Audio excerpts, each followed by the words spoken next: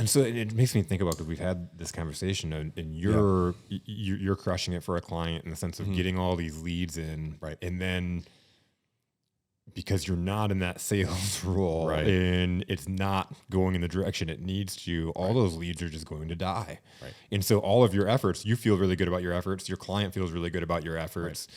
But at the end of the day, like you said, it's not a win unless we converted those leads into sales, right? And so that hurts. Absolutely. And so when there's a feud between marketing and sales, that's a lot of times the reason is because somebody's not holding up their end of the bargain. And it is hard to find good leaders, and especially leaders that connect from that standpoint.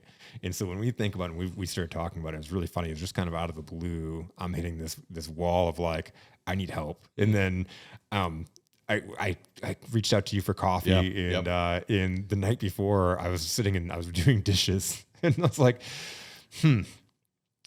man, all these conversations that me and Kris have had about like sitting on that leadership team and being able to play a bigger impact and like, having that voice because you have the experience to be able to improve and impact the quality of the company, because you see things they don't, and you see things from the outsider that they don't from your experience. It's just like I do. Right.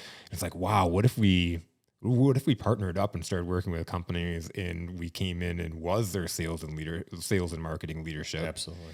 And we're able to combine what you do from that just engine of driving leads, but I'm working on that end with you, and we have a strategy and a plan to convert those leads into sales, that when there's a campaign, the sales team is ready to go, they're trained and ready to run.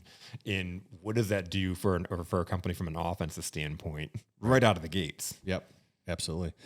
Well, it puts you in the best position to win, to succeed, right? So all right, so I'm the marketer, right? Growth marketer. And I bring him, I always think of it like a castle, right? I bring him to the front door of your castle, or the company's castle, right? And if that handoff is smoother, you greet him at the door saying, hey, look, I want to show you this amazing castle that we built just for you, right? And that handoff, man, when it's smooth like that, Jason, I mean, the sky's the limit.